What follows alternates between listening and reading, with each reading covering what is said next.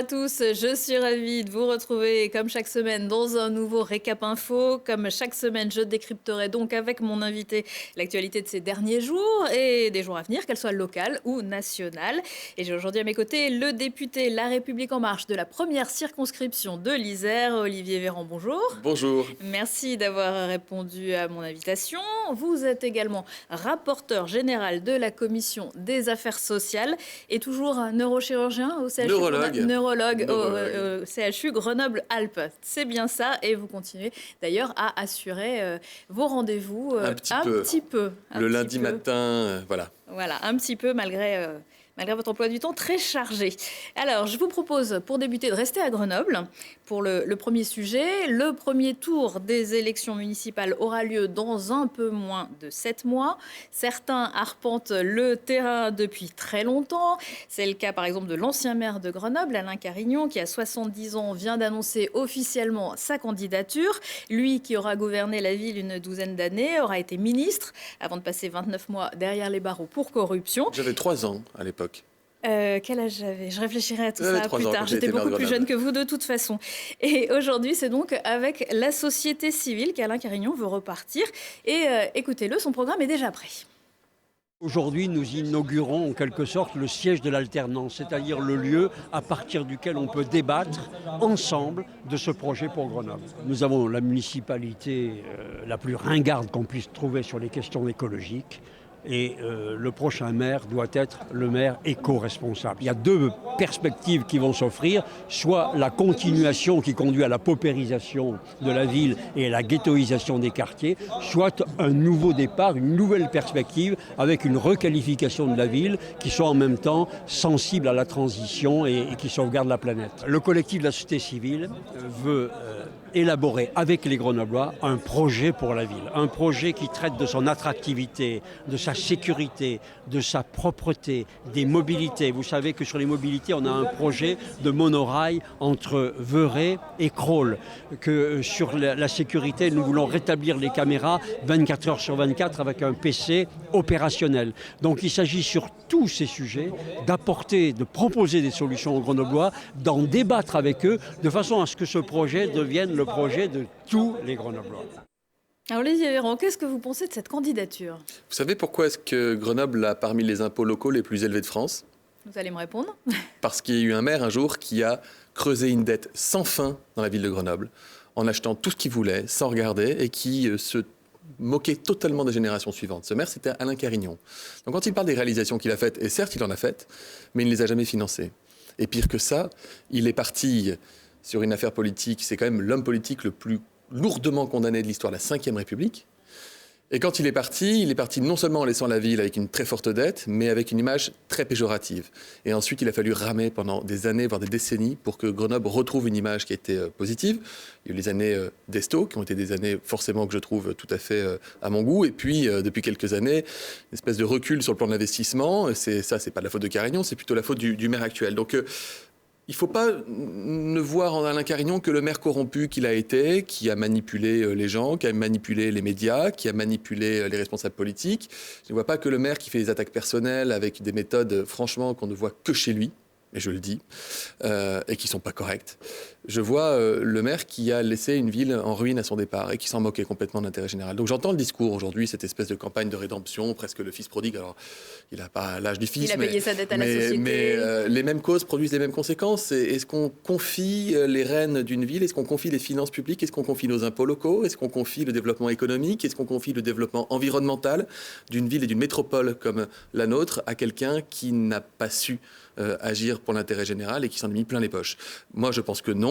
Je pense que les Grenoblois sont extrêmement nombreux à considérer que cette candidature est grotesque, voire malsaine. Maintenant, la démocratie étant ce qu'elle est, il est candidat, mais je ne focaliserai pas la campagne et je ne pense pas qu'il faille se focaliser davantage sur le cas d'Alain Carignon. Je crois que le vrai duel dans cette campagne municipale sera celui qui opposera le maire sortant à la candidate que je soutiens, qui s'appelle Émilie Chalas et qui, elle, représente plutôt l'avenir de la ville et de la métropole. On va y venir. Alors, si ça ne marche pas pour Alain Carignon à la mairie de Grenoble, il pourrait aussi essayer de vous piquer votre place, puisqu'il a déjà été candidat sur la première circonscription. Ah, il a été député de la première circonscription. Député elle a et même été puis faite pour candidat la première circonscription à une époque avait été découpée sur mesure. Et puis il a été condamné, il est parti en prison. C'est son suppléant Richard Cazenave, pour qui, pour le coup, je nourris une forme d'amitié, qui l'a remplacé. Puis un jour, il a voulu revenir en 2007. Il s'est présenté contre Richard Cazenave, qui l'avait remplacé. Il s'est qualifié au deuxième tour. Il a été très largement battu par Geneviève Fioraso, qui avait fait près de 70% des voix à l'époque. Donc il s'était déjà frotté au suffrage universel en tant que candidat, et je pensais que l'exercice lui avait suffi pour se rendre compte qu'il n'était plus désiré en tant qu'élu. Ça ne veut pas dire qu'il n'a pas sa place en tant qu'homme, mais encore une fois, on parle là de quelqu'un qui se verrait confier le coffre d'une ville comme le nôtre. Alors, dans la foulée d'Alain Carignon, c'est donc le maire de Grenoble actuel, Éric Piolle, qui a aussi lancé sa candidature cette semaine. C'était mardi, on l'écoute. On sent qu'il y a une énergie à Grenoble, une énergie des gens qui ont envie de faire de cette campagne un temps utile pour le débat public. Et c'est vrai que j'ai envie de porter cette énergie, d'être candidat à nouveau, d'être l'animateur de cet espace politique qui fait de la politique toute l'année, à travers les Repair Café, à travers les marches pour le climat, à travers l'agriculture urbaine, à travers toute cette envie qu'on sent partout. Et effectivement, les citoyens se sont saisis de la politique, et pas que au moment des élections. Et je crois que c'est mon rôle aussi d'agencer tout cela pour en faire un projet collectif, une nouvelle aventure pour 2020. Les choses ont changé depuis 2014. En 2014, c'était comment des contre-pouvoirs peuvent finalement prendre l'institution, sortir des propriétaires, qu'ils soient de gauche ou de droite. Alain Carignon, il est disqualifié. Je veux dire, son parcours et son histoire, il est disqualifié. Qui veulent remonter sur le ring après avoir triché pour refaire un tour de piste, c'est sa vie. Alors Alain Carignon, on en a déjà parlé, mais pour vous, est-ce qu'Éric Piolle a raison de se représenter? J'imagine que non. Éric Piolle est un bon communicant.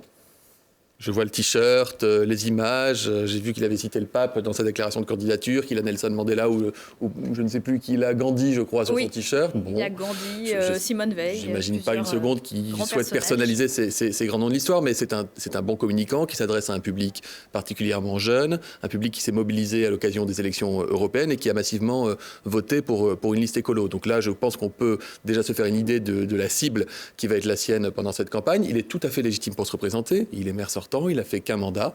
Il peut se représenter. Je ne voterai pas pour lui. Ça ne vous surprendra pas. Je n'avais pas voté pour lui non plus en 2014. Il y a beaucoup de choses que je pourrais discuter sur son bilan, mais ça, je crois que ça va être aussi le travail de ma consoeur et collègue Émilie, d'arriver à extirper tout ce qui, dans le bilan d'Éric Piolle, ne nous a pas permis, en tant que ville et en tant que métropole, de prendre l'essor auquel nous pouvons légitimement aspirer. Alors, face à eux, donc, La République En Marche, votre parti a choisi au début de l'été Émilie Chalas, qui est également députée de l'Isère, et d'ailleurs sur la circonscription occupée auparavant par Michel Destot, si je ne me trompe pas. Alors, il y avait deux autres candidats, Olivier Sixt et Cécile Prost, et finalement, la Commission nationale a choisi votre collègue, et ses détracteurs dénoncent un choix purement parisien. Il y a eu des détracteurs au début. Je ne les entends plus. Je crois qu'Émilie Chalas est en train de rassembler autour d'elle. Elle a une bonne dynamique de campagne. J'étais hier à sa permanence qui est située à Grenoble, place Saint-André. J'invite d'ailleurs toutes celles et ceux qui souhaitent aller rendre visite à son équipe de campagne à s'y rendre. C'est place du Trib. Les anciens étudiants grenoblois reconnaîtront l'endroit. Donc elle travaille pour arriver à avoir de l'union autour d'elle. Elle est courageuse. Moi, je l'apprécie. Je la soutenais. Olivier Sixt et comme Cécile Prost d'ailleurs étaient d'excellents candidats potentiels à l'investiture. C'est pas qu'une décision nationale. D'ailleurs, c'est une décision qui s'appuie sur beaucoup d'éléments, parmi lesquels le fait qu'elle était prête avant les autres, qu'elle a démarré sa campagne, en réalité, il y a plus d'un an de ça, qu'elle a déjà un projet qui est construit, qu'elle a déjà une bonne réputation et une bonne notoriété au sein de la ville de Grenoble. Et ça, ses adversaires n'y peuvent rien, puisqu'il se trouve qu'elle est députée. Donc, légitimement et naturellement, elle avait déjà une cote qui était plus élevée.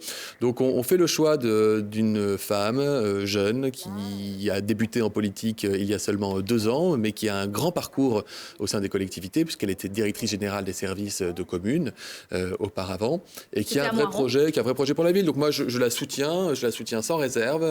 On va faire une bonne campagne. Moi, j'ai envie surtout qu'on ait une campagne, parce que je pense que c'est pas dans l'intérêt du maire sortant qu'il y ait une forte campagne, parce que je pense qu'il se sent en situation de légitimité et de force. C'est l'intérêt de Carignon que tous les regards soient braqués sur lui pour essayer de faire un bad buzz, essayer de le renverser en espérant se maintenir au deuxième tour. Moi, je pense que notre intérêt, c'est de parler aux Grenoblois et de leur expliquer quel est le projet que nous voulons pour la ville pour les prochaines années. Est-ce que Grenoble, c'est une ville à prendre pour La République En Marche ? C'est pas une ville à prendre. mais c'est une ville à portée. C'est une ville qui a besoin qu'on la porte. C'est une ville, vous savez, il y a une richesse, le tissu commerçant du centre-ville est formidable, le nombre d'entreprises, j'étais hier sur le campus universitaire, il y avait la ministre de la Recherche qui était là, pour ce qu'on appelle le Deep Tech Tour, c'est-à-dire les innovations de rupture qui vont permettre de créer les grandes entreprises innovantes de demain. Et pourquoi Grenoble est la première ville étape? Parce qu'on a un tissu industriel et un tissu de recherche qui est l'héritage de Louis Nel, ça date d'il y a 50 ans. Donc on a toute cette base-là, on a toutes ces pépites fabuleuses, mais on voit qu'on est un peu en rade en termes de grands projets accompagnés par la ville pour les années à venir. On voit qu'on a des difficultés de circulation qui sont importantes et qui font qu'un certain nombre de gens se détournent de Grenoble pour aller vers Lyon ou carrément aller du côté des Savoies. Et puis le problème de sécurité qui nuit énormément à l'image de Grenoble. Et moi, je ne suis pas du tout dans le bashing, donc je n'ai de cesse que de répéter à tout le monde à Paris quand on m'en parle ou ailleurs que Grenoble est une ville magnifique, entourée de montagnes, qui est extrêmement dynamique, très jeune, une ville étudiante, qui a une histoire, une ville de liberté. Mais enfin, c'est dur, je rame, parce que les gens me disent « Oui, mais t'as vu, encore le week-end dernier, il y a encore quelqu'un qui s'est fait massacrer au centre-ville, etc. etc. » Donc, c'est tout cela qu'il faut être capable de travailler. Un maire, c'est pas lui qui va, lui tout seul, créer de l'emploi ou implanter des entreprises, mais il doit pouvoir créer les conditions qui permettent aux entreprises de venir s'installer, et pas pour faire joli, mais parce que les entreprises, c'est de l'emploi, et les emplois, c'est de l'activité. Ce sont des familles qui s'installent. Il faut faire revenir les familles au centre-ville de Grenoble. Il n'y a plus de familles au centre-ville de Grenoble. Les appartements sont loués massivement à des étudiants, et c'est très bien, mais les familles n'arrivent plus parce que c'est cher, parce qu'ils ont aussi la crainte de l'insécurité. Donc, il faut redonner de la vie à cette ville. Vous savez, pour qu'une ville se mette à vieillir et à péricliter, un mandat, ça va encore, mais 2 ou 3 mandats comme celui qu'on vient de vivre, j'ai assez peur. Voilà, je ne suis pas dans le catastrophisme. Je peux aussi reconnaître qu'Éric Piolle a des éléments de son bilan qui sont intéressants. Pour moi qui suis cycliste, il y a des choses qui ont été faites qui sont intéressantes. Mais franchement, on peut faire mieux et Grenoble mérite mieux. Alors pour ça, il faudra que Émilie Chalas parvienne à rassembler. Selon un sondage qui avait été commandé par La République En Marche, Éric Piolle arriverait assez largement en tête au premier tour, avec plus de 30% des voix. Émilie Chalas, deuxième, autour de 19%. Alain Carignon, avec 16% des voix, serait troisième. Alors il va falloir... C'est quoi ce sondage? C'était un sondage qui avait été commandé par La République En Marche et nous avions eu écho au début du mois de juillet. Ce ne sont pas les chiffres. Alors, vous allez pouvoir... Alors, quels sont ces chiffres? Je ne peux pas vous les donner, mais je sais que ce ne sont pas les chiffres. Il n'y a pas un écart de 3 points entre Émilie Chalas et Alain Carignon, quelles que soient les enquêtes d'opinion. Je crois qu'il y a un sondage national qui va sortir sur Grenoble dans quelques jours. Je vous propose de m'inviter, on le commentera ensemble, mais vous verrez qu'il n'y a pas un écart de 3 points entre Alain Carignon et Émilie Chalas. Je crois qu'encore une fois, c'est la rumeur. Vous savez, Carignon, il a des sites internet très actifs, il a des gens sur les réseaux sociaux qui sont parfois assez agressifs, y compris à mon encontre d'ailleurs, y compris sur des questions personnelles, ce qui est dur. Je n'ai pas fait politique pour qu'on vienne m'attaquer sur mes questions personnelles. Il ne recule devant rien et il avait théorisé à une époque la rumeur en politique, en estimant que la rumeur était une arme fabuleuse, comme le disait son entourage. Et il n'a absolument pas changé les méthodes. Et donc, j'entends des bruits régulièrement. Vous savez, des fois, les gens m'interpellent, disant, il paraît qu'Alain Carignon est à 25%, qu'il est en tête dans les sondages. Mais écoutez, si Alain Carignon a financé des sondages, qu'il nous explique, 1, comment il l'a financé, 2, s'il les a fait rentrer dans les comptes de campagne, puis 3, qu'il les rende publics, parce que ça m'intéresse de savoir s'il était véritablement à 25. Je vais vous dire une chose, je fais un pronostic, il plafonnera, quoi qu'il arrive, à 14-15, et encore, si c'est le seul candidat de la droite. S'il y a une deuxième liste de droite, je pense qu'il ne passera pas le cas du deuxième tour, parce que si un électorat à Grenoble qui vote encore à droite, et c'est tout à fait leur droit, beaucoup voteront pour Carignon par défaut. Et s'ils avaient une offre alternative, ils voteraient pour une offre alternative. Et moi, je souhaite que les Républicains, que le Parti des Républicains, prennent ses responsabilités et permettent aux citoyens grenoblois qui se sentent de droite mais n'ont pas envie de voter pour quelqu'un qui a été condamné en justice, je souhaite qu'ils puissent monter une liste de façon à leur permettre d'enrichir l'offre politique pour les municipales.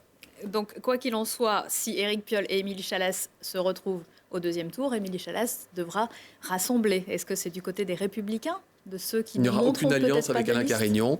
Moi, vivant, député de Grenoble, il n'y aura pas d'alliance avec Alain Carignon. Votre nom avait également circulé à un moment donné. Alors, il y a peut-être très longtemps. Mais est-ce que ça vous a effleuré? Vous y avez pensé en vous rasant Non, mais quand on vous en parle, vous y pensez. Puis c'est un mandat magnifique, peut-être un jour.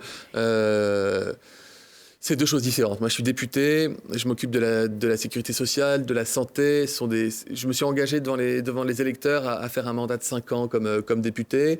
Ça m'a évidemment traversé l'esprit à un moment donné, puisque vous avez un peu la pression, la gentille pression des gens qui vous disent qu'ils ont l'impression que vous avez des chances de gagner. Mais j'ai toujours cru en les chances d'Émilie Chalas de faire une belle campagne et de l'emporter. Elle a envie d'y aller. Elle a toujours eu envie d'y aller, ce qui n'était pas mon cas. Donc, c'est légitimement que je me suis suis mis sur le côté et que je l'ai plutôt soutenu. Alors, on va aller faire un petit tour dans votre circonscription et pour ça, on va prendre le bus. Lundi a été lancé par le SMTC, le syndicat mixte des transports en commun de l'agglomération grenobloise et la communauté de communes du Grésivaudan, qui vient d'ailleurs de rejoindre le SMTC. Ils viennent donc de lancer la concertation du BHNS. C'est le bus à haut niveau de service entre Grenoble, Mélan et Montbonneau, puisque c'est un secteur dans lequel il n'existe pas de tramway, donc ça serait une alternative en quelque sorte. C'est donc dans le cadre du PDU, le plan de déplacement urbain 2030. Est-ce qu'il y a un réel besoin, selon vous, sur ce territoire ? Oui, évidemment. Vous avez entre Mélan et Montbonneau, c'est Innovallée. Innovallée, pour ceux qui ne le connaissent pas, c'est une zone d'activité économique étroite avec un lien étroit entre l'innovation, la recherche et le développement, qui existe depuis des décennies maintenant et qui permet d'employer des 10 000 personnes, même beaucoup plus que ça, dans des entreprises d'innovation. Et c'est comme un espèce de grand campus, sauf qu'au lieu d'avoir des étudiants, vous avez des jeunes ingénieurs, ou des moins jeunes d'ailleurs. Et en fait, il se passe quelque chose, c'est qu'entre Mélan et Montbonneau, eh bien, on change d'intercommunalité. Mélan étant dans la métropole, Montbonneau étant dans la communauté de communes des Pays du Grésivaudan. Et du coup, le bus s'arrête à la frontière entre Mélan et Montbonneau. Ce qui veut dire que vous avez des milliers de personnes qui vivent du côté de Grenoble, qui travaillent à Montbonneau et qui ne vont pas à Montbonneau en bus puisque le bus s'arrête trop tôt. Uniquement et historiquement, parce que ce ne sont pas les mêmes syndicats de transport, parce que ce ne sont pas les mêmes intercommunalités. Alors là, vous vous rendez compte du côté aberrant, shadokien des systèmes de transport intercommunaux. Et donc, ça fait des années, moi j'avais fait 5 ou 6 réunions avec 3 préfets différents, avec la carte sur la table, en disant il faut absolument que cette ligne de bus puisse se prolonger. Les gens le demandent. Et donc, les travaux vont bientôt enfin commencer. Ça fait quand même, je veux dire, la première réunion, c'était en 2012. Et le préfet m'a dit, oh là, c'était un vieux dossier.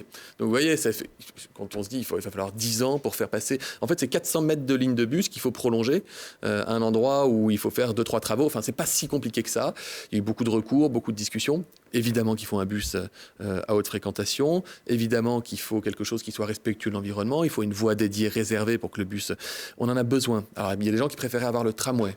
Moi, je suis extrêmement partisan d'avoir un tramway dans le Grésivaudan, parce que je pense que c'est aussi un moyen de déplacement du futur. Maintenant, pour ça, il faut qu'il y ait un dynamisme de la population, c'est-à-dire en termes démographiques. Or, pendant des années, la population de Mélan s'est réduite petit à petit, et la population avait vieilli. Ce qui fait qu'à l'époque, je n'étais pas en politique, vous n'étiez peut-être pas encore à Télé Grenoble, les acteurs locaux avaient décidé que le tramway n'irait pas de ce côté-là. Mais si le dynamisme repart, moi, je souhaite qu'on puisse, à terme, discuter de la mise en place du tramway jusque dans le Grésivaudan. Allez, on va monter un petit peu à la capitale, puisque je le disais en ouverture, vous êtes également rapporteur général de la Commission des affaires sociales. Vous avez notamment travaillé sur le projet de loi sur la bioéthique qui sera présenté, enfin, j'ai envie de dire, à l'Assemblée nationale à compter de la semaine prochaine, le 24 septembre. C'est un soulagement que ce texte arrive enfin devant les députés. Ouais. Soulagement, je ne sais pas. En tout cas, je l'accueille avec enthousiasme. Je fais partie de la commission spéciale bioéthique. Nous avons examiné le texte du lundi au vendredi dans la nuit la semaine dernière et nous commençons lundi l'examen en séance publique. C'est un examen qui s'est très bien passé. D'abord, c'est un beau texte. Il n'y a pas que la PMA. Il y a la PMA pour les couples de femmes, les femmes seules. Il y a la reconnaissance de la filiation, c'est-à-dire et la reconnaissance de l'accès aux origines. Ça, c'est un sujet très complexe. On va détailler un petit peu tout ça, si vous le voulez bien. Alors, effectivement, vous le disiez, il n'y a pas que la PMA, puisque cette loi compte 32 articles. Son article 1, c'est sans doute le plus attendu. Il prévoit donc l'élargissement de la PMA à toutes les femmes, célibataires et couples lesbiennes. Cet article 1 a déjà été approuvé donc, par les députés de la commission spéciale de l'Assemblée nationale. Est-ce que vous vous attendez à des débats compliqués sur ce sujet ? Alors moi, j'ai vécu le mariage pour tous. 2 semaines, jour et nuit dans l'hémicycle, des manifestations monstres dans toute la France, des pétards qui claquaient contre les façades de l'Assemblée nationale, des nuits jusqu'à 8h du matin, on siégeait nuit après nuit, une opposition qui faisait tellement d'obstructions parlementaires qu'à la fin, ils lisaient des recettes de cuisine pour gagner un peu de temps. Ça n'a rien à voir, ce que j'ai vécu la semaine dernière en commission. On avait une opposition de droite, opposée à la PMA, mais que j'ai trouvé constructive dans son opposition. Par exemple, sur certaines rédactions d'articles de loi, qui étaient peut-être améliorables. Ils ont dit, on n'est pas d'accord avec la PMA, mais vu que vous allez la faire, autant la faire bien, et on vous propose ces modifications. Et on a adopté des amendements des oppositions. On a eu des discussions de fond. Il y a des gens qui sont d'un courant naturaliste et des gens qui sont d'un courant qui ne l'est pas et qui sont progressistes. On n'a pas commis l'erreur de brandir la PMA comme un acte politique fort. C'est-à-dire qu'on n'avait pas des drapeaux pour dire, regardez, on est les gentils progressistes et vous les méchants conservateurs. Je crois qu'on s'est tous respectés et ça nous a donné de beaux et d'intéressants débats. Si ça continue comme ça dans l'hémicycle, écoutez, on passera un bon moment. En tout cas, ça n'a rien à voir avec ce que j'ai pu connaître pour le mariage pour tous, mais aussi en grande partie parce que le mariage pour tous et l'adoption par les couples homo a montré que la civilisation ne s'est pas effondrée et a permis de préparer les esprits à la question de la PMA. Et certains s'inquiètent de savoir si c'est un pas vers la GPA, la gestation pour autrui. On réaffirme l'opposition à la GPA. D'ailleurs, l'ensemble des groupes politiques réaffirment son opposition à la GPA, qui n'est, vous l'avez vu, ça ne fait pas partie du projet de loi qui a été adopté. Ça ne fera pas partie non plus de la loi qui sera votée. Donc, c'est une question qui interviendra. Je ne suis pas Nostradamus. Je ne peux pas vous dire si un jour un député déposera quelque chose, mais ce n'est absolument pas le cas dans cette loi de bioéthique. Absolument pas le cas. Les discussions sont également attendues, vous le disiez, sur la filiation et l'accès aux origines. La loi prévoit donc l'identification des donneurs de sperme et de gamètes. Est-ce que vous ne craignez pas que ça fasse fuir certains donneurs ? Alors, ça ne fera pas fuir les donneurs si on en croit l'expérience qu'on a des pays qui nous entourent. Ce qui a fait fuir les donneurs, c'est le secret. En fait, la PMA s'est construite complètement à l'arrache dans les années 70, dans les années 80, avec des sécos, donc des centres de dons de sperme, qui se sont développés ça et là, des difficultés à recruter des donneurs, et puis une nouvelle pratique qui se mettait progressivement en fonctionnement, qui était critiquée par les uns, redoutée par d'autres. On ne devait surtout pas en parler. Il y avait la honte de l'infertilité du père en général. Et donc on s'est retrouvé avec des dispositifs contestables avec du recul, puisqu'on ne permet pas à des enfants devenus adultes aujourd'hui d'avoir accès à des données fondamentales s'agissant de leurs origines biologiques. Ces enfants devenus adultes ne demandent pas de nouveaux parents. Leurs parents sociaux, ceux qui les ont élevés, éduqués, sont leurs parents. Mais ils aspirent à avoir des données parfois médicales sur leur père biologique, ou parfois simplement pouvoir discuter avec lui, une rencontre, parfois lui dire merci pour leur avoir permis de vivre. Donc ça a été une période assez bouleversée. Il y a eu une loi en 1994 qui a entériné l'anonymat comme étant la norme, et le secret a perduré. Et en fait, dans les pays qui ont levé le secret du don, eh bien, on se rend compte qu'en fait, les choses deviennent beaucoup plus naturelles. Voilà. Est-ce qu'il y a un point beaucoup moins médiatisé dans cette loi, mais qui mérite un petit coup de projecteur ? Allez-y, profitez-en. Tout ce qui concerne les neurosciences, tout ce qui concerne la génomique, la génétique, les dépistages génétiques, l'évolution. Vous savez, moi j'ai toujours l'impression, c'est ma deuxième loi bioéthique, j'ai le sentiment qu'en fait on vient ramer après la société. C'est-à-dire qu'on vient entériner par la loi bioéthique ce qui existe déjà dans la vraie vie depuis parfois 10, 15 ou 20 ans. La recherche sur les cellules souches embryonnaires, quand nous l'avons autorisée, ça fait 30 ans que ça existait partout dans le monde.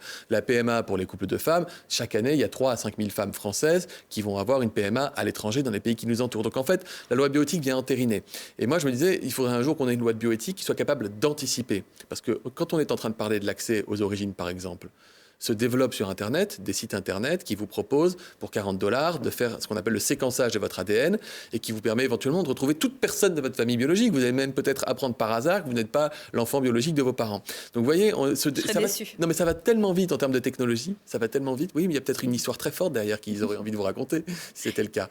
Le développement des technologies est tellement rapide qu'en réalité, les questions qu'on se pose aujourd'hui, je pense qu'elles ne seront pas les questions de demain.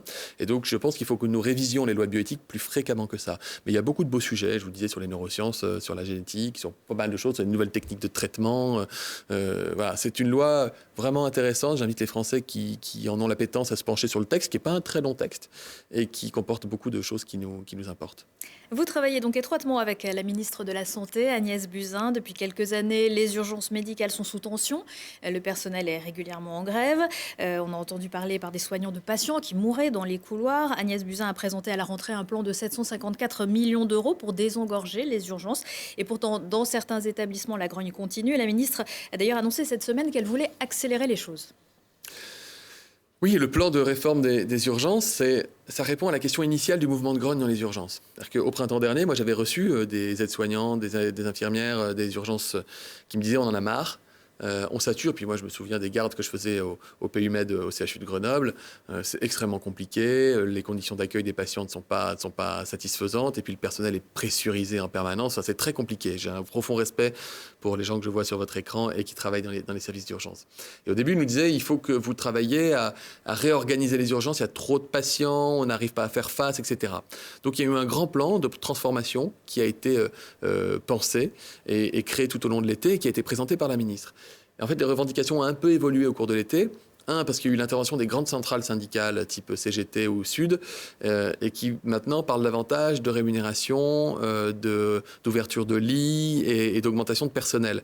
Donc c'est pour ça qu'il peut y avoir le sentiment d'un décalage entre le plan qui est présenté et les revendications. Mais moi je suis convaincu que le plan d'urgence tel qu'il est conçu et qui est bien accueilli par la profession permettra de répondre à beaucoup de préoccupations, ce qui n'empêche pas de se poser la question des rémunérations du personnel à l'hôpital, de façon générale, des rémunérations des personnes qui prennent soin de nous quand on en a besoin, tous les soignants, mais les AVS aussi, etc. Et il faudra vraiment qu'on revalorise ces métiers. Alors, il y a donc au CHU Grenoble-Alpes, il y a également un autre problème qui se pose. En janvier 2018, le rapport Couty, commandé par la ministre de la Santé après le suicide d'un jeune médecin dans l'établissement, révélé de nombreux cas de maltraitance et souffrance au travail. Depuis, la direction a changé. La nouvelle équipe tente de renouer le dialogue avec les personnels médicaux. C'est ainsi, par exemple, que chaque service, c'est anecdotique, mais en tout cas, c'est un début, a pu disposer d'une enveloppe pour organiser une journée pour déstresser tous ensemble. Et puis, il y a ceux qui ont choisi de se mettre au vert. Regardez le reportage de Lina Badreddine. Tendu. Passez la corde au cou. Sèche-cheveux. Un éléphant, girafe. On dirait presque une colonie de vacances. C'est en fait une journée de cohésion entre les agents du CHU Grenoble-Alpes. Ici, le pôle recherche. Constitué d'environ 150 salariés, cette structure a la particularité de comporter des équipes de 2, 3 et même 40 personnes à la direction de la recherche, tandis que d'autres sont seuls dans leur service. Alors l'objectif vraiment de cette journée, c'est d'apporter de la cohésion d'équipe. Parce que comme nos équipes sont éclatées dans tous les services du CHU de Grenoble, les agents ne se connaissent pas forcément tous. Ils ne savent pas qu'ils ont des collègues dans le service juste à côté qui fait le même métier qu'eux. Et c'est important qu'ils puissent échanger, qu'on puisse passer une journée comme ça, un peu loin de notre quotidien aussi, pour resserrer les liens, apprendre à se connaître. Ça va faciliter, je l'espère, les communications futures dans toutes les études qu'on conduit. Bravo, vous avez gagné. Tout gagné. Ah non, toi, t'es dans mon équipe. Bravo. Bravo, vous avez perdu. Toute cette journée débute avec une enveloppe déléguée par la Direction générale de qualité de vie au travail. Ils ont décidé ensemble de son utilisation et choisi de faire des Olympiades par équipe tirées au sort après une matinée de rencontres. J'ai rencontré des gens en fait avec qui, des gens que j'appelle tous les jours, mais qu'on ne connaissait pas. Et aujourd'hui, j'ai pu les connaître. Ça va forcément changer quelque chose au niveau de la relation entre les services cliniques et la direction de la recherche. Donc on va mettre en fait des noms sur le visage. Surtout le pôle recherche, ils sont 90 à avoir répondu présent autour de ce projet commun. Comme dans beaucoup d'entreprises, la communication, ça fait aussi défaut au CHU. Et évidemment, j'imagine que vous êtes plutôt pour ce genre d'initiative. Bien sûr, il y a 10 000 feuilles de paye au CHU de Grenoble. C'est le premier employeur du département. Donc c'est un bâtiment absolument immense, enfin des bâtiments absolument immenses. Il y a besoin de créer du sens, il y a besoin de créer de la cohésion. Et moi, j'apprécie particulièrement les images que je vois. Voilà, c'est à développer.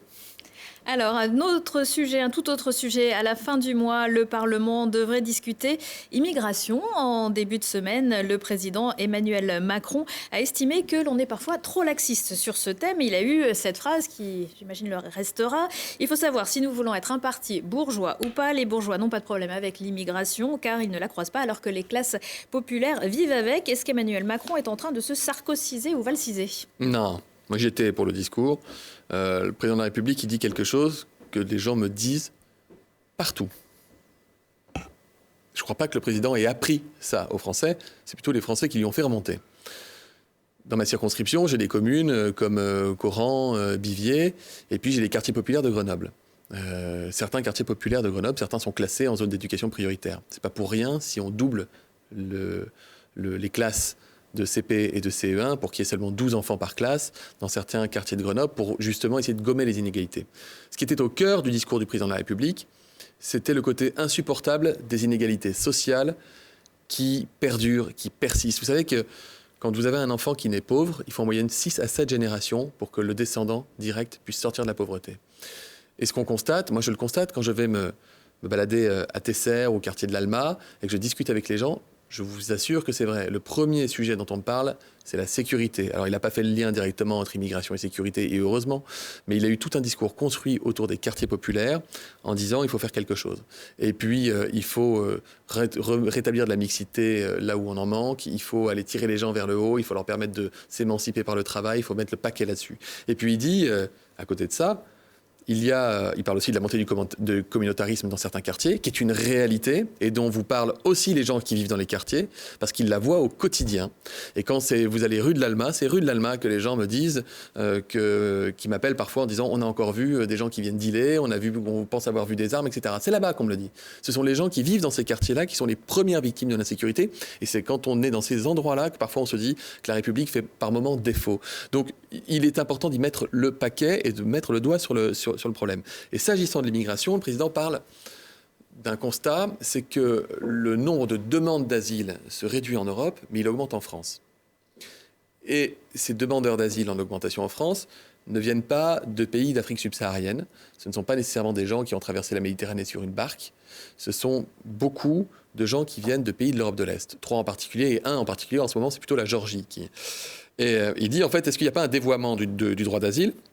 Est-ce que quelqu'un qui habite en Géorgie, d'un pays dans lequel il y a un système éducatif, un système de santé, les gens, il y a un État démocratique, on a une politique d'échange de visas touristiques, c'est-à-dire qu'on peut aller en vacances là-bas avec un visa, eux peuvent venir, et c'est un pays qui aspire à rentrer dans l'Union européenne.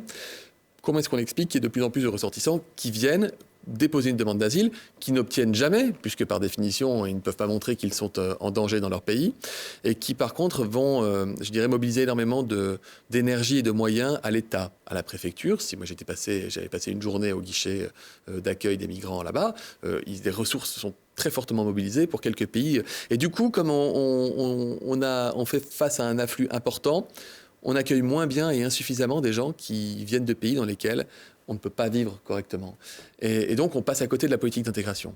On a échoué sur la politique d'intégration. Je suis allé visiter des pays. J'ai fait 6 jours au Canada il y a 2 ans en visite parlementaire sur le thème de l'intégration, où là-bas, je peux vous garantir que quand quelqu'un vient, c'est une fierté de l'accueillir. Une fierté, pas une honte de l'accueillir. Impensable qu'il n'ait pas un logement. Impensable qu'il n'ait pas rapidement un emploi, et quand un enfant d'immigré arrive à l'école le premier jour, il y a un accompagnateur qui le ramène ensuite à la maison pour aller expliquer à ses parents comment ça va se passer à l'école et qui fait office d'interlocuteur. On est à 10 000 lieues de ça en France. Ce que vous dites, c'est qu'il faut peut-être accueillir moins, mais mieux. Ça veut dire qu'il faut, il faut qu'on vérifie, et moi je demande des chiffres, moi, je suis scientifique, j'aime bien les choses quand elles sont carrées, qu'on me démontre si ça correspond véritablement à une réalité ou non. Si on vérifie qu'il y a un dévoiement du droit d'asile et qui fait qu'on a du mal à se concentrer sur des pauvres gens qui attendent que la France leur vienne en aide, c'est un problème. Mais ça ne m'empêche pas de reconnaître que l'immigration par ailleurs est un facteur d'attractivité pour la France, attractivité économique. Je veux dire, à Grenoble, 40% des emplois industriels viennent d'entreprises étrangères, par exemple viennent des États-Unis, mais on a aussi énormément d'emplois et de salariés qui viennent des pays africains. Moi qui travaillais à l'hôpital, il y a une époque en France où 2 chirurgiens cardiaques sur 3 avaient été formés en Afrique subsaharienne. Donc évidemment que c'est une chance pour notre pays. Donc il faut être capable de faire la part des choses. Mais quand je vois certains politiques qui ont un réflexe assez pavlovien de hurler parce qu'un président de la République a parlé d'immigration, je leur dis mais on ne vous parle jamais d'immigration ? Vous n'avez pas des repas de famille où les gens vous en parlent? Quand vous allez faire des micro-trottoirs, les gens ne vous parlent pas d'immigration? Parce que dans les enquêtes d'opinion, ils en parlent tous. En parler, ça ne veut pas dire pointer du doigt. Ça ne veut pas dire que vous allez faire un discours de Grenoble à la Sarkozy. Ça ne veut pas dire non plus que vous allez fermer les yeux avec des grosses œillères pour pas qu'on vous embête sur ce sujet-là, comme une partie de la gauche a pu le faire. En parler de façon pragmatique et humaniste, c'est se dire, regardons comment améliorer ce qui doit l'être, comment faire en sorte qu'on accueille mieux ceux qui ne sont pas bien aujourd'hui, mais aussi comment éviter le dévoiement d'un certain nombre de circuits de générosité dans notre pays. Alors cette semaine également, l'enseigne Intermarché a annoncé qu'elle allait changer 900 de ses recettes pour éliminer 142 additifs et objectif affiché, avoir une meilleure note sur Yuka, cette application qui révèle la composition exacte des produits alimentaires. Intermarché prévoit d'y arriver en 18 mois et n'exclut pas une augmentation des prix à l'achat. Vous validez, vous qui êtes à l'origine du Nutri-Score ? Oui, bien sûr je valide. Tout ce qui va aller vers plus de santé nutritionnelle. Vous savez, on estime qu'il y a 1 personne sur 5 qui meurt à cause de la malbouffe. Pas de la dénutrition, de la malbouffe. On ne sait plus ce qu'on mange aujourd'hui. Vous allez dans un supermarché, vous regardez les plats préparés que vous allez vous faire. Je vous mets au défi de me citer ne serait-ce que 10% des ingrédients des plats que vous allez manger. Les choses sont cachées, les aliments sont ultra transformés. On y trouve des additifs, on y trouve des conservateurs, on y trouve parfois des doses de sel complètement délirantes quand c'est pas du sucre dans le chorizo, etc. Donc moi je suis un fervent partisan de la santé alimentaire. Ça veut pas dire qu'il faut empêcher les gens de manger, ça veut dire qu'il faut les informer. Et donc la démarche Intermarché, comme la démarche de toutes les entreprises qui sont de plus en plus nombreuses en France et dans le monde à respecter le Nutri-Score, c'est une bonne démarche.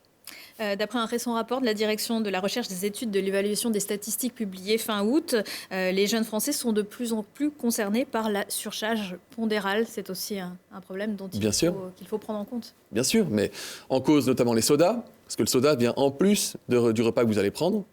Ce sont des boissons qui sont sucrées, qui vous apportent beaucoup de calories et qui ne diminuent pas la sensation de faim. C'est pour ça que j'avais mis en place une taxe soda aussi il y a 2 ans, qui marche très bien, puisqu'on voit que, par exemple, sur le Sprite, il y a 70% de sucre en moins aujourd'hui qu'avant que j'ai mis la taxe.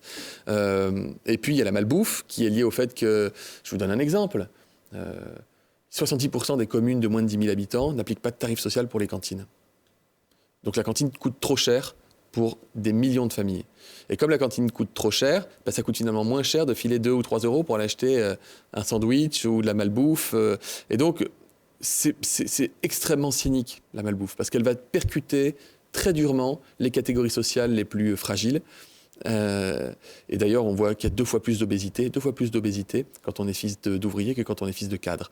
Donc moi, je ne m'y résous pas. Vous voyez l'implantation des fast-foods qui se fait proche des quartiers populaires des grandes villes.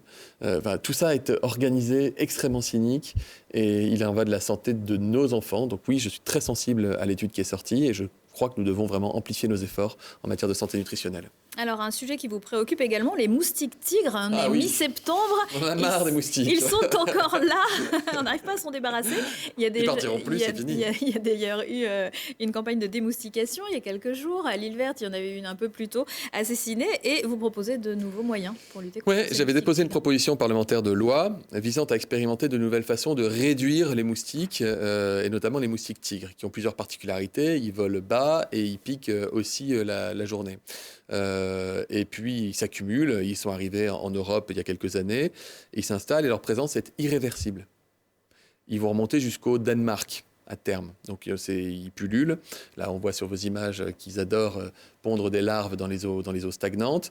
Et donc, il y a des communes qui sont plus ou moins actives dans la lutte contre la moustication. Et moi, je propose d'être beaucoup plus invasif que ça. Il faut qu'on soit capable d'avoir une action de prévention beaucoup plus forte. Et il se trouve que j'étais allé dans le quartier de l'Île Verte à Grenoble, accompagné de journalistes au mois de juillet, rencontrer des familles qui me disaient qu'elles ne vivaient plus, qu'elles ne pouvaient plus sortir dehors étendre leur linge, qu'il n'y avait pas un barbecue de l'été, qu'ils ont des enfants qui se font sans arrêt piquer, des familles qui achètent parfois très cher des pièges à moustiques. Et je lui avais dit, il y a une telle concentration de moustiques tigres ici qu'un jour on aura des cas de dengue. Et bien écoutez, 1 mois plus tard, il y avait un cas de dengue. La dengue est une maladie tropicale. La dengue qui n'existait pas en métropole jusqu'à présent. On a eu un premier cas de dengue à Grenoble, ce qui a impliqué que les services sanitaires mettent un couvre-feu dans un quartier de la ville de Grenoble pendant la nuit pour bazarder un gaz qui Ranger est toxique, les jouets dans les jardins. Qui est toxique, s'il est inhalé, et par les animaux et par les humains. Donc c'est une question extrêmement sérieuse et on est au début des phénomènes épidémiques infectieux, donc il faut être capable de faire de la prévention active. On en a marre des moustiques, je vous le disais tout à l'heure, sous le ton de la boutade, mais je vous assure qu'on en a vraiment marre des moustiques. Alors, on va terminer sur ce sujet. Je crois que vous êtes sportif. D'ailleurs, député, c'est un peu du sport. La Coupe du Monde de rugby débute. Je fais du vélo maintenant, je fais tout à vélo, je me déplace à vélo avec un petit vélo pliant là. C'est du loisir et du sport, mais exactement, en tout cas, l'utile et l'agréable. La Coupe du Monde de rugby débute ce week-end. Il existe aussi une Coupe du Monde de rugby pour les parlementaires, à laquelle a d'ailleurs participé il y a quelques années Didier Migaud, ex-député isérois qui est aujourd'hui président de la Cour des comptes. Est-ce que vous avez un pronostic pour cette année? Fini. Ils l'ont terminé, la Coupe du Monde des parlementaires, ils l'ont fini avant-hier. Ils ont battu l'Afrique du Sud en petite finale et reviennent donc avec la médaille de bronze de la Coupe du Monde. Je souhaite ça à nos rugbyman, s'ils pouvaient revenir 3e à la Coupe du Monde. Pour l'instant, c'est pas gagné. On signerait tout de suite. Mais vous savez, je me souviens d'une Coupe du Monde, on avait fait un exploit contre la Nouvelle-Zélande et tout d'un coup, tout le monde s'est dit on a une équipe géniale, alors que jusqu'ici, tout le monde disait qu'on avait une mauvaise équipe. Moi, je crois au rebond, je crois au travail qu'est en train de faire le sélectionneur depuis quelques semaines avec les joueurs. Je suis fan de rugby, pas parce que je suis grenoblois, même si à Grenoble, on aime le rugby, mais je trouve que c'est un sport noble, très beau. Je félicite les députés et j'encourage l'équipe de France à aller le plus loin possible. Et puis le FCG, qui a très bien débuté sa saison d'ailleurs en 2e division, pourvu qu'il puisse remonter en top 14 rapidement. Est-ce que vous jouez toujours dans l'équipe de football parlementaire? Oui, alors j'ai raté le match cette année contre le Variété. C'est-à-dire vous l'avez raté, vous êtes J'ai pas pu y aller écroulé parce que j'étais en lamentablement, commission ou vous étiez pas là? bioéthique. J'étais en commission bioéthique et je devais intervenir en commission pour défendre des amendements, ce qui fait que c'est la première fois que j'ai pas joué avec les copains, mais je crois qu'ils ont repris une tôle et je crois qu'ils ont pris 12-0 ou quelque chose comme ça. Pas là. Non, on avait pris 16-1 quand j'étais là. Donc, par contre, je fais illusion sur un terrain de foot. C'est-à-dire, je fais l'essuie-glace, vous savez, je cours dans tous les sens, mais c'est pas. Ça vous entraîne pour le vélo? Chez les Vérans, on n'est pas très sportif avec un ballon. Vous nous tiendrez au courant, j'espère bien, du prochain match. Merci beaucoup, Olivier Véran, de votre présence aujourd'hui dans le Récap Info. Bon retour sur les bancs de l'Assemblée nationale et puis sur ceux de l'équipe de foot.